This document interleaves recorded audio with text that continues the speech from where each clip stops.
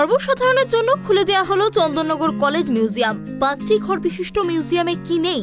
রয়েছে একাধিক বিপ্লবীদের হাতের লেখা চিঠি থেকে শুরু করে পুলিশ রিপোর্ট, চরকা, ডিঙি নৌকো, প্রাচীন তাঁত, টাইপ মেশিন সহ সশস্ত্র স্বাধীনতা আন্দোলনের সঙ্গে যুক্ত বিপ্লবী কর্মকাণ্ডের নানান স্মৃতি।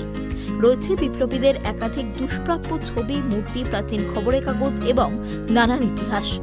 শুক্রবার বিকেলে প্রদীপ প্রজ্বলনের মাধ্যমে আনুষ্ঠানিকভাবে মিউজিয়ামটিকে চন্দননগরের বিপ্লবীদের গৌরবময় স্মৃতির উদ্দেশ্যে উৎসর্গ করা হয়। গৌরবোজ্জ্বল মুহূর্তের সাক্ষী হয়ে রইলেন কলেজের অধ্যক্ষ দেবাশিস সরকার, চন্দননগর পুর নিগমের মহানাগরিক Ram Chakraborty, deputy mayor Shri Munna Agarwal, commissioner Swapan Kumar Kundu, রাজ্য হেরিটেজ কমিশনের সদস্য Partha Ranjan Das, National Council of Science মিউজিয়ামের পরিচালক ডক্টর নটরাজ দাশগুপ্ত, বিশিষ্ট চলচ্চিত্র ও সঙ্গীত পরিচালক, চিত্রগ্রাহক এবং অভিনেতা গৌতম ঘোষ সহ আরও অনেকেই। গঙ্গা তীরবর্তী প্রাচীন ফরাসি ইতিহাস প্রসিদ্ধ চন্দননগর শহরের একটি ঐতিহ্যবাহী শিক্ষা প্রতিষ্ঠান চন্দননগর কলেজ।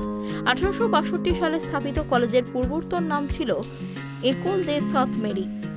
1901 সাল থেকে এই শিক্ষা প্রতিষ্ঠানটি ডুপ্লে কলেজ নামে পরিচিতি পেয়েছিল। পরবর্তী সময়ে 1948 সালে নাম পরিবর্তন করে চন্দননগর কলেজ রাখা হয়।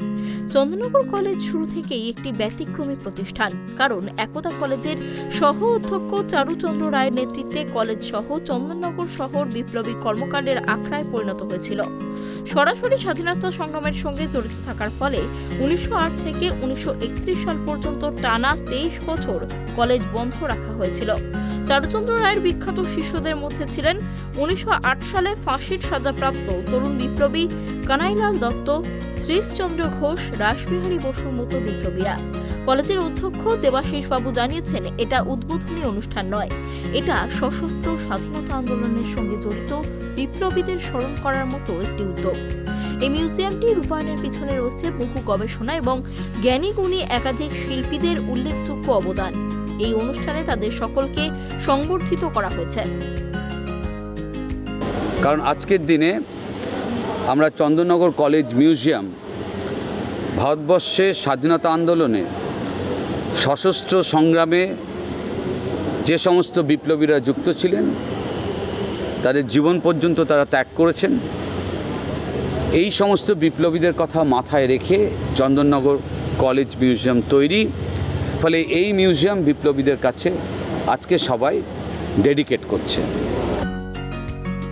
বলা যায় এক প্রকার চন্দননগর বিপ্লবীদের উত্তরাধিকার এবং এই কলেজ ও শহরের সামাজিক সাংস্কৃতিক ইতিহাস সংরক্ষণের উদ্দেশ্যে মিউজিয়াম স্থাপন করা হলো।